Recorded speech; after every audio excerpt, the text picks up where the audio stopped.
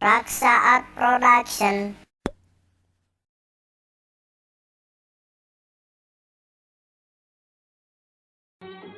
Assalamualaikum warahmatullahi wabarakatuh. Waalaikumsalam. A'udzu billahi minasyaitonir rajim. Bismillahirrahmanirrahim. Alhamdulillahi rabbil alamin wassalatu wassalamu ala asrofil mursalin wa ala alihi wa ashabihi ajma'in, amma ba'du. Para hadirin sadaya, alhamdulillah tipayun simkuring memanjatkan puji sinarang syukur kehadirat Allah subhanahu wa ta'ala.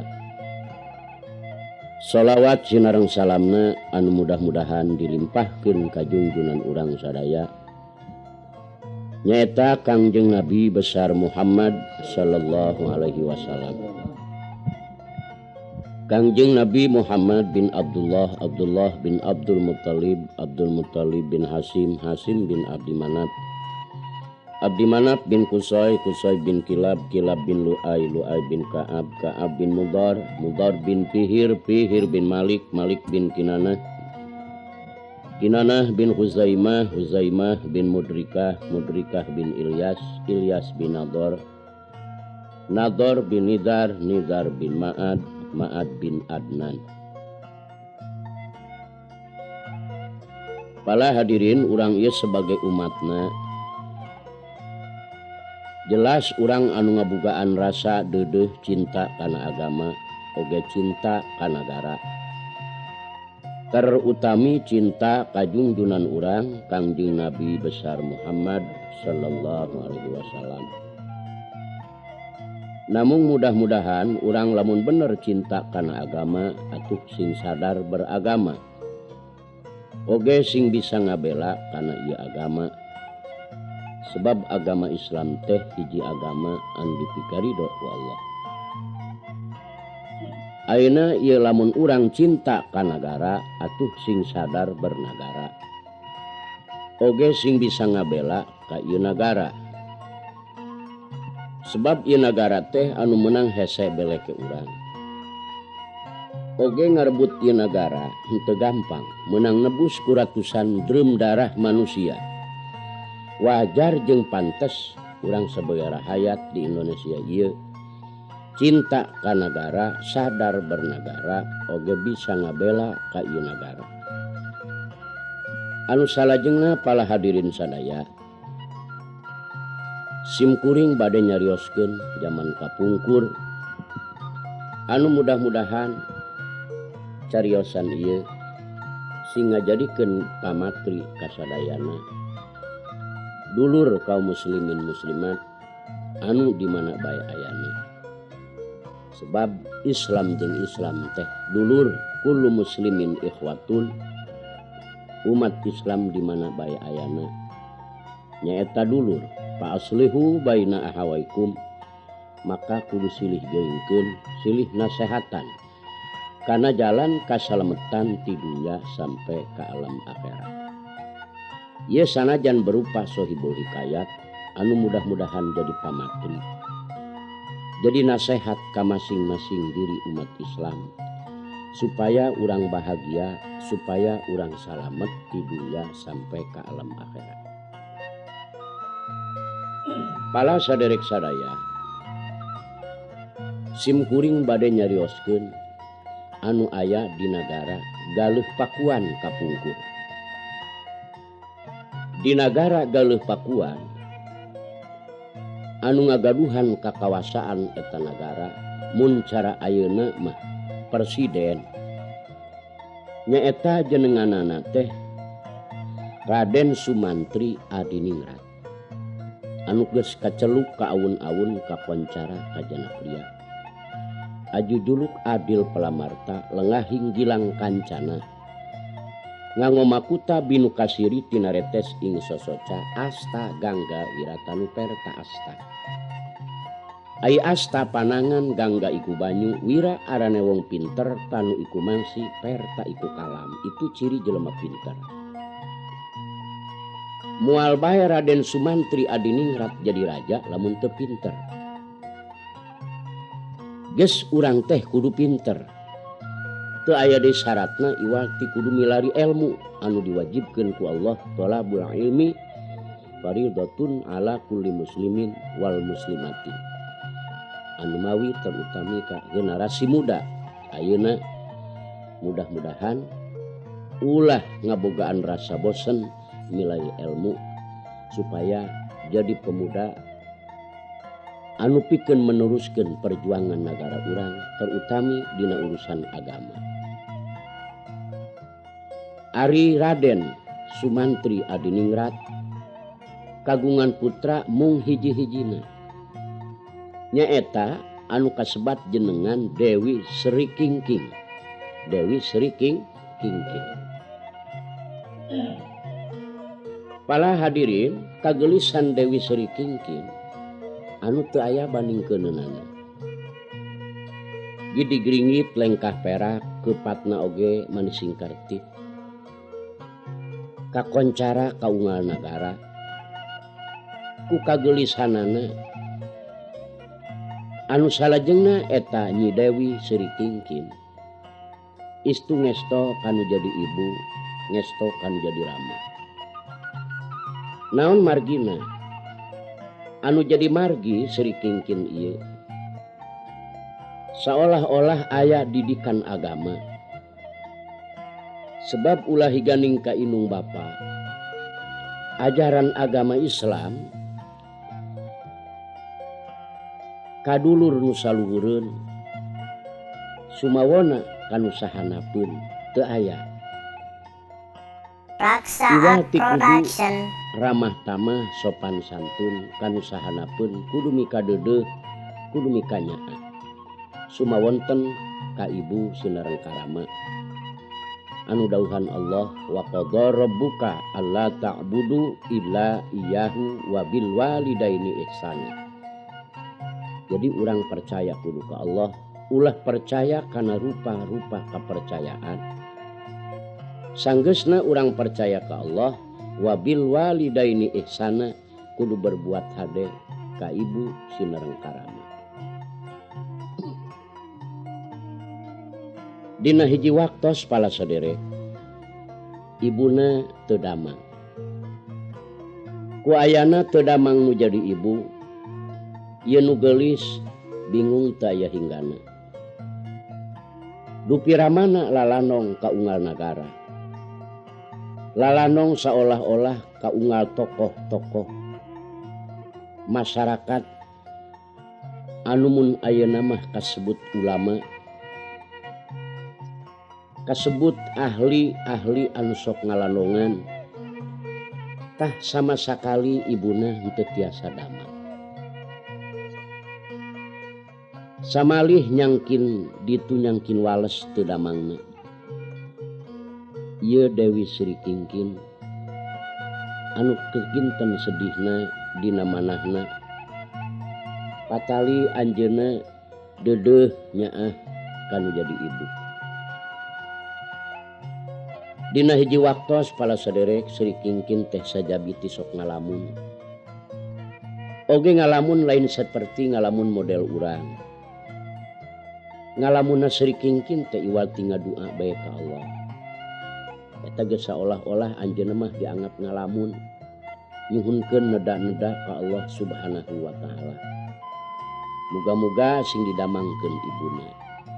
Kulantaran jodoh sarua jeung pati sarua jeung jodoh teu tiasa dipungkir. Allah anu kagungan. Anu salajengna pala saderek cunuk kana waktu ninggang kana mangsa. Geuning masalah maot mah teu aya di pamajikan raja, teu aya di jelema nu beunghar, teu aya di fakir miskin, teu aya di jawara, teu aya di saha-saha. Sebab maot ieu hak kullu muslim, maot ieu hak kullu nafsin dha'iqatul maut. Sakabeh awak-awakan jelas bakal maut. Nu beunghar bakal maut. Pamajikan raja bakal maut, rahayatna bakal maut, tukang dagangna bakal maut, tukang tanina ge bakal maut. anu gaduh kakayaan seueur mah bakal maot, nu teu gaduh oge bakal maot. Teu aya bentenna saperti es nu laku seep, nu teu laku ge seep. Ngan leuheung aya seepna bari jeung payu mah. Meureun aya sampeureun 2-300 mah. Ieu nu sedih es anu beak teu laku. Teu aya sampeureun. Manusia ge leuheung ai maotna bisa ibadah mah. Aya sampeureun amalna di alam akhirat. Tapi sedihna ieu manusia nu maot teu bisa ibadah. Sama sakali teu aya sampeureun, persis seperti es seep teu payu. Aratalibadunya wa in tala umruhu wa nala minadunya sururon wa an'ama kabanin bana bunya nahu pa aqamahu falamas tawamakod banahu tahadama. Jelas dunya seperti impian. Heueuh we keur ngimpi mah sare keur raos. Asa boga truk genep asanya, boga imah gedong asanya. Teu nyaho jam genep bakal hudang. Anu geus hudang najis pelek hiji ge teu aya, kenteng hiji oge teu aya. Tah urang lamun teu ibadah ka Allah boga rasa hirup ngora keneh. Rasa aing banda loba keneh nepi ka lupa daratan ka Allah. Teu nurut kana palaturan Allah. Rarasaan moal maot, teu nyaho bakal maot. Anu geus maot harta kakayaan. Sama sakali teu aya anu kacanak pala sadere. Tah ieu seurik kingking. Kulantaran parantos ningali kaayaan ibuna anu sakitu poharana repotna sedang menempuh sakaratil maut anu keur gawat pisan nya anu akhirna dugi kapupus. Inna lillahi wa inna ilaihi rajiun. Didinya Sri Kingkin teh asa kunalangsa bari jeung neda-neda ka Allah. Si ibu teh mudah-mudahan diterima iman Islam. Tah didinya Sri Kingkin teh ngahariring anu maksudna nu aya keneh ahli-ahli anu masih keneh sehat supados mikir urang teh bakal muli ka alam akhirat. Elingkeun ya pitutun kasakabeh dulur-dulur pikir teh ulah takabur elingkeun siksaan kubur. Sabab urang bakal mati nyawa dipunut ku Gusti. Manan kudu hati-hati ibadah Raksaat Production. mati karasana kersa karat kadung kaliwat-liwat kana ibadah ngaliwat embung ngalampahkeun salat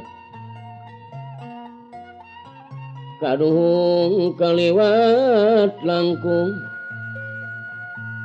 hanteu nyembah maka yang agung sakarat nyarina langkung urang teh teu bisa embung nyawa jeung badan papisah dicabut ku malaikat loba jalma nu madorat nu hanteu nyembah ka Allah. Muga-muga singkat tarima iman Islam ibu. Kekeh Sri Kingkin teh ngadua baik ka Allah. Nyawa eta dicabutna tina bujur kana sungutna saperti unak dahana ditiirkeun kana sungutna. Dirinya nyawa papisah dicabut ku malaikat harita ganti ngaranna ngaran asal mahanteuna. Teu aya bojona raja, teu aya anu beunghar, geus kitu mah jadi sangaran mayit, geus teu katelah ngaranna. Mayit eta kasebutna dilayat ku ahli-ahlina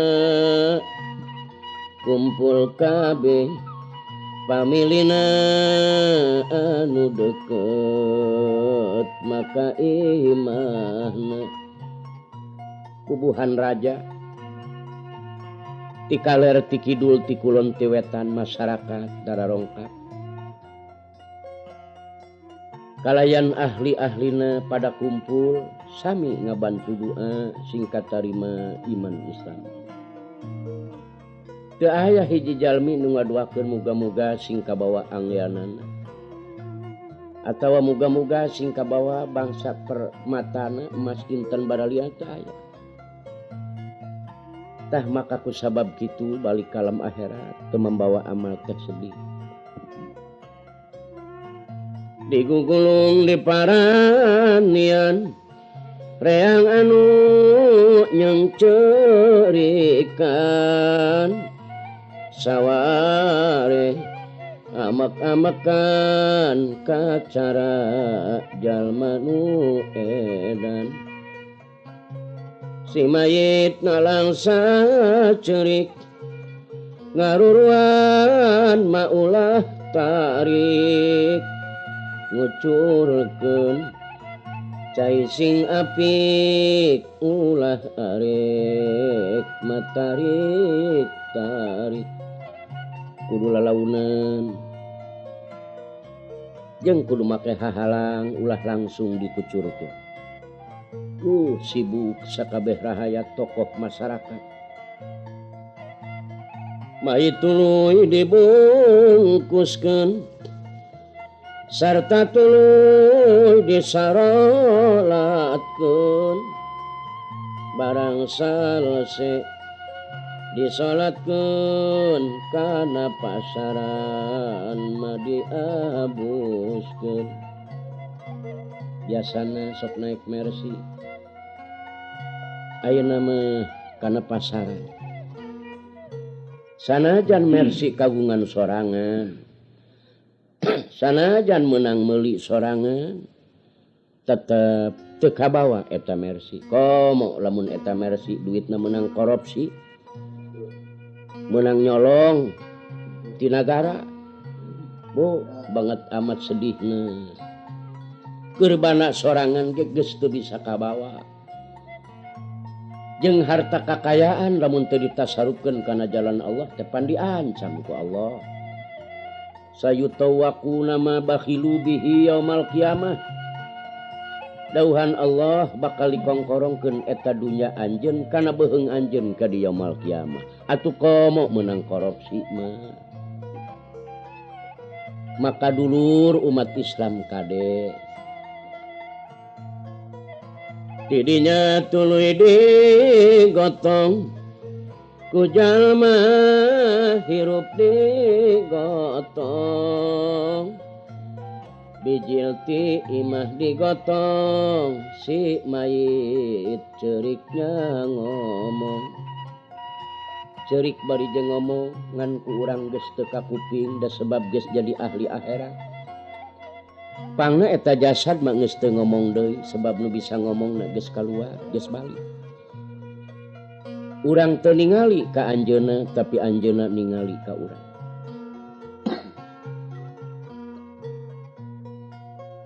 Eling-eling dulur kabeh jaga karasaku maneh cara kami pasti paeh ulah jongjon mah di dunya teh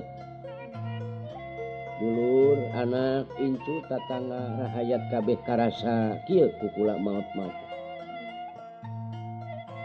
ayeuna geus karasanan Saat Production. kudu getol maraca Quran jeung istighfar ka pangeran kudu getol mababacaan